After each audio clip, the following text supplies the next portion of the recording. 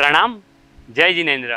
The Jain foundation के तहत शुरू हुए जैन मुनि में आप सभी का स्वागत है। आज हमारी मुलाकात एक ऐसे परिवार से होने वाली है जिनकी शुरुआत शत्रुंजय गिरिराज की गोद में पालिताना की भूमि पर से हुई थी। उनके संसारिक जीवन की शुरुआत पालिताना से हुई और आज उनके संयम जीवन की शुरुआत, संयम अंगीकार करने के लिए जा रहे हैं, उनकी शुरुआत भी पालिताना से हो रही है। चलो तो मुमुक्षु संजय भाई एवं उनके परिवार से मिलते हैं।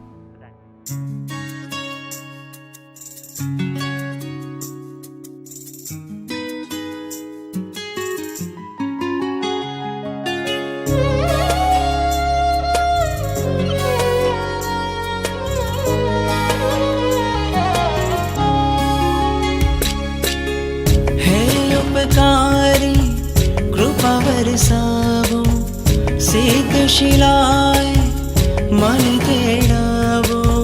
हे उपकारी कृपा बरसावो, सिद्ध शिलाए मन तेड़ावो। राह जो प्रभु आवशे ने ले जाशे, प्रभु आवशे ने लई जाशे, प्रभु आवशे ने लई जाशे, प्रभु आवशे ने लई जाशे। प्रणाम संजय भाई, प्रणाम नैना बहन, प्रणाम विधान भाई, प्रणाम वाचना बहन। छाता में हो सब जी। संजय भाई, वार्तालाप दीक्षार्थी में आपके लिए पहला क्वेश्चन है कि ऐसा आपके जीवन का कोई क्षण, ऐसा कोई पल, पहले से आपका जीवन धार्मिक है, भगवान से बहुत करीब हो, परंतु ऐसे कोई पर्टिकुलर इंसिडेंट जहाँ पे आपको ऐसा हुआ हो कि मुझे दीक्षा ही लेनी है, दीक्षा के लिए हम दृढ़ संकल्प या दृढ़ मनोबल जब हुआ हो, ऐसा कोई पर्टिकुलर इंसिडेंट हो तो जानना है। ऐसे तो पहले से भाव तो दीक्षा लेने का थे हमारा, लेकिन जब हार्दिक कुमार साहब दिल्ली चौमासा के चातुर्मास के लिए पधारे तो क्या सुबह हमारे ऑफिस का टाइम ऐसे 11 बजे का था, तो सुबह का टाइम में फ्री था, तो मैंने साहब को बोला तो उनके पास मैं जीविचार पढ़ने के लिए जाता था। तो जीविचार में ऐसा एक साहब ने सुना है कि मनुष्य ने दीक्षा नहीं लेता तो 95% तो 3 इंच में ही जाता है जी। तो एकदम शॉर्ट लगा मेरे को, ये 95% जाते 3 इंच में, तो मुझे अभी 3 इंच में नहीं जाना है। तब से ऐसा हुआ कि नहीं, अभी 3 इंच में नहीं जाना है तो इसके लिए तो हमको दीक्षा तो लेनी है। तो बस तब से सोच लिया कि अभी हमें 3 इंच में नहीं जाना है, तो इसीलिए दीक्षा लेनी ही है। तो जीवन का एक पल इनका ऐसा था कि जहाँ पे वो साहिब जी के पास पढ़ने के लिए गए और जीविचार के अंदर एक बात सुनी कि 95% मनुष्य अगर दीक्षा नहीं लेते हैं तो 95% मनुष्य तिर्यंच में जाते हैं, और वो उनको दिल पे लग गई और वहाँ से उनका टर्निंग पॉइंट या वहाँ से उनका मनोबल एकदम फिक्स हुआ दीक्षा लेने के लिए। नैना बहन, एक प्रश्न ये भी था कि 4 जन एक साथ में आप दीक्षा ले रहे हो, लेकिन किसी को पहले भाव हुए रहेंगे, किसी को बाद में हुए रहेंगे, साथ में दीक्षा हो रही है, तो किसको सबसे पहले भाव हुए थे? जब हम दिल्ली शिफ्ट हुए, वहाँ पे आचार्य भगवंत हार्दिक रत्न सुरेश्वर जी महाराज साहब का चौमासा हुआ। श्रावक जीविचार पढ़ते थे, हमें कर्मग्रंथ पढ़ने का मौका मिला और बच्चे उपाश्रम में व्यावच और खेलने जाते थे। कोइंसिडेंटली श्रावक को जीविचार से और हमें कर्मग्रंथ से भाव हुए कि हमें संयम ही लेना है, और बच्चों को खेलते खेलते व्यावच करते हुए दादा गुरु के कालधर्म का जो वाक्य हुआ, तब बच्चों को भी लगा कि नहीं, हमें संयम लेना है, पर कोई किसी को बता नहीं पा रहा था। श्रावक के सामने हम सबकी जिम्मेदारी थी और हम संसार में थे। बच्चे को लग रहा था हमें छोटे हैं तो मम्मी थोड़ी हमारी बात मानेंगी, लेकिन विधान भाई ने तो ठान लिया था कि नहीं, अभी तो मुझे मम्मी को बताना ही पड़ेगा। और जब विधान भाई ने बताया कि मम्मी हमें संयम लेना है, मोक्ष में जाना है, तब सबको जैसे एक चांस मिल गया अपनी बात बताने का, और सबने अपनी बात रजू की। कि श्रावक ने भी बोला कि मुझे भी लग रहा है कि संयम लेना ही है हमें। तो वाचना ने बोला कि हाँ मम्मा, सही बात है, हमें भी संयम लेना है। और मुझे तो जैसे चाहिए था और उन लोगों ने बोल दिया, तो सबसे पहले जैसे विधान भाई को भाव हुए और हम सब जुड़ गए और फिर हम सूरत शिफ्ट हो गए। जैसे कि नैना बहन ने बताया कि ऐसे सबके मन में भाव दीक्षा के थे, जीविचार पढ़ते पढ़ते, कर्मग्रंथ पढ़ते पढ़ते, और विधान भाई को महाराज साहब के व्यावच करने के बाद बात सबके मन में चल रही थी दीक्षा की, परंतु सबसे पहले दीक्षा की जिन्होंने ठानी थी वो विधान भाई, छोटे से और बहुत ही मासूम और एकदम क्यूट है, उन्होंने सबसे पहले जीत की कि मुझे दीक्षा ही लेनी है और वहाँ से पूरे परिवार की दीक्षा के पथ पर प्रयाण चालू हुआ। बहन, आपके संसार स्टार्ट होने से पहले, शादी होने के पहले का जीवन वो भी धार्मिक था, या आपको इनसे मुलाकात कैसे हुई, धर्म में किस तरह आगे बढ़े, वो एक जानना था। बचपन से ही पापा के घर में भी धर्म था। मैं 10 साल की थी तब से मेरा चौविहार था, और डेली पूजा करना, चौविहार कंपलसरी, और पाठशाला, ये तो पापा के वहाँ था ही था। इसीलिए मुझे भी मन में एक ऐसी भावना थी कि मेरा जीवन साथी भी धार्मिक हो, जिसकी वजह से ये धर्म के संस्कार कंटिन्यूटी में रहे, कि तब दीक्षा की भावना नहीं थी।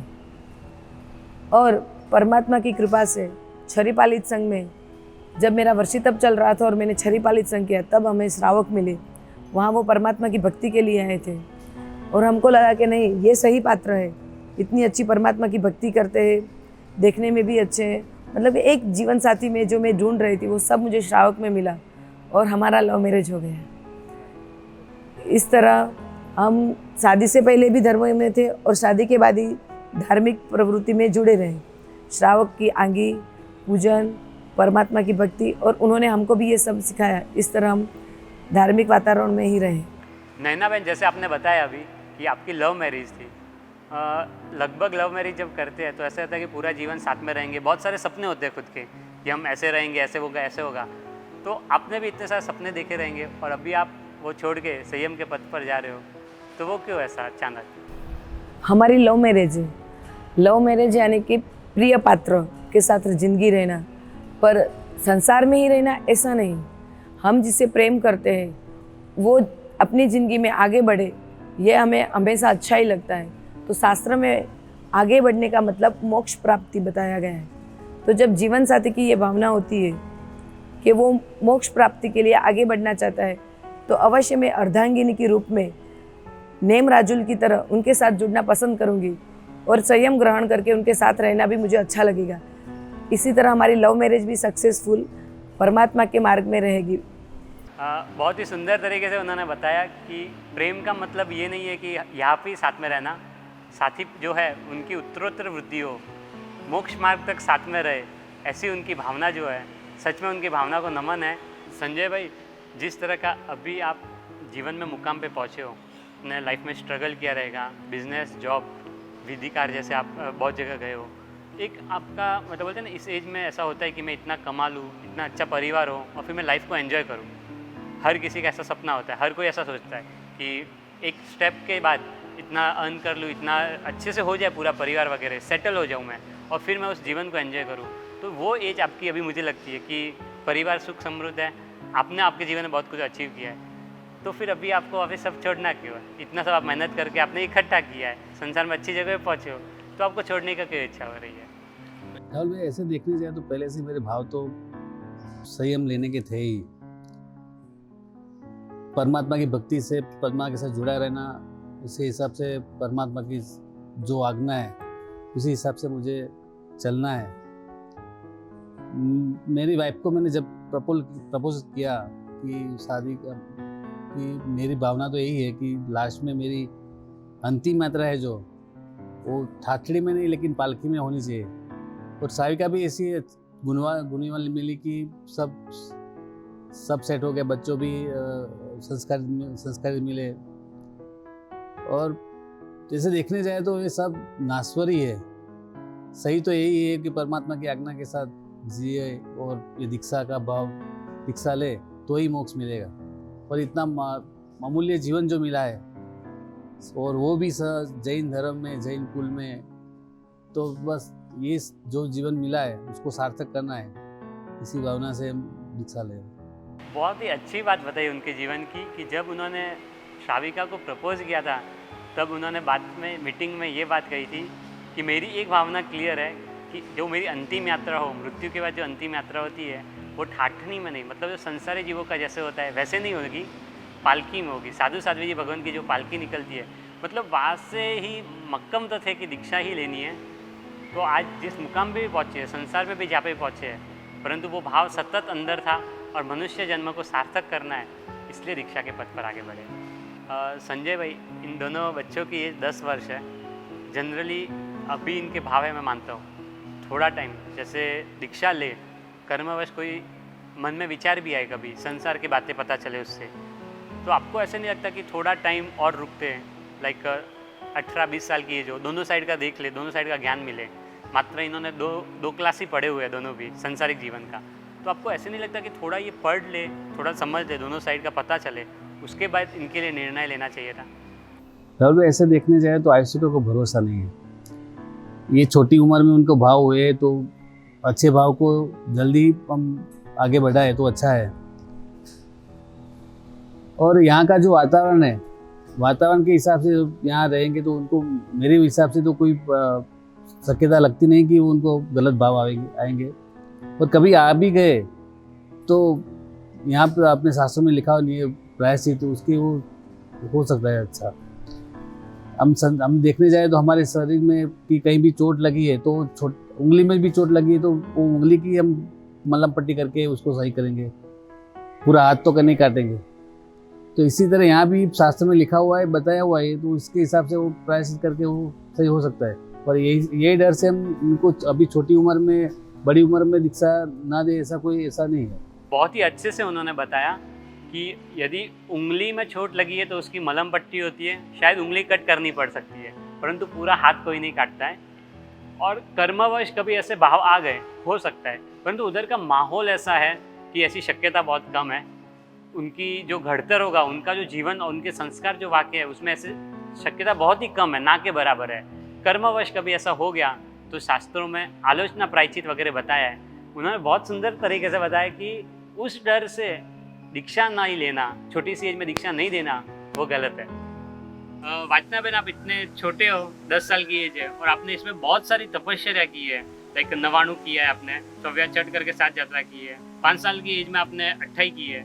तो वो सब आपको मम्मी पापा ने ऐसे बोला कि ये करो, या आपको खुद को ऐसे किस तरह आपको मन हुआ ये सब तब करने का? हम जब छोटे थे ना, तब मम्मी करती थी ना आंबिल, एकाशना, बयाशना, उपास, तो हमको भी भाव होने लगे, इसलिए हम 1-2 बार किया, बाद में हमने 99 की, बाद में ओलिया की, बाद में हमको ज्यादा इच्छा लगा इसलिए हमने ज्यादा किया। और मम्मी ने फोर्स नहीं किया कि आप करो ये करो, हमको अंदर से इच्छा हुई इसलिए हम करते रहे। बराबर। तो सहज एक पुण्य का उदय बोल सकते हैं कि पुण्यशाली जीव जब अपने घर में आता है बहुत सारा अपना पूर्व जन्म का पुण्य लेके आते हैं, उस तरह की कुछ स्टोरी है। बचपन से सहज तब करने की इनको इच्छा होती थी, मम्मी पापा ने कभी फोर्स नहीं किया है, खुद से उनको भाव होते थे और करते गए, तब उनको प्रोत्साहन देते गए माता पिता, और इतनी छोटी सी एज में बहुत बड़े बड़े तब उन्होंने। विधान भाई, आप छोटी सी एज से महाराज साहब के पास जाते हो, तो वहाँ पे आपको क्या अच्छा लगता था कि आपको वहाँ पे जाने का मन किया या वहाँ ज्यादा रहने लगे आप? पहले तो हम मास्टर के पास खेलने जाते, मस्ती करने जाते, उपास जाते थे। बाद में हम मास्टर के पास सम्यक करने जाते, प्रतिक्रमण करने जाते, वो सब उनको अच्छा लगा। फिर हम संडे अष्टप्रहरी पूजा करने लगे, वो सब हमको मास्टर के पास अच्छा लगा। गाथा करते थे साहिब जी के पास आप? हाँ, गाथा करते थे। कितना पढ़ा आपने? हमने मास्टर के पास 2 प्रतिक्रमण उधर पढ़ा, फिर बाद में हम अभी 5वां कर्म ग्रंथ पढ़ रहे, तो वो सब हमको मास्टर के पास अच्छा लगा, तो हम मास्टर के पास वो रेगुलर करते रहे। बराबर। एक छोटी सी प्रवृत्ति जैसे कह सके कि बालक जी होते हैं तो उपाश्रम में आए, उस हिसाब से महात्मा स्टोरी सुनाते हैं, उनके साथ थोड़ा रमूज बातें, लाइक खेलने जैसी बातें भी कर सकते हैं, और उस हिसाब से उनका इंटेंशन ये होता है कि बच्चों के साथ जिस तरह रहेंगे उनको उपाश्रय अच्छा लगेगा तो वो आगे आएंगे। और सेम चीज़ उनके साथ हुई कि पहले सिर्फ खेलने के लिए उस हिसाब से कि महाराज साहब अच्छी स्टोरी सुनाते हैं, वो सब के लिए जाते थे, धीरे धीरे गाथा करने लगे, धीरे धीरे सामायिक प्रतिक्रमण, और वो सब चीज़ें उनको अच्छी लगने लगी। आज के इस भाग में हमने मुमुक्षु संजय भाई के जीवन के बारे में, उनके परिवार के बारे में बहुत सारी बातें जानी, कैसे उन्होंने अपने बच्चों को धार्मिक संस्कार दिए, बचपन से कितने बातों का ध्यान रखा जिससे आज वो इस मुकाम पे पहुंचे हैं। ये हमारी वार्तालाप की धारा कंटिन्यू रहेगी, नेक्स्ट एपिसोड में भी जुड़े रहिए। प्रणाम।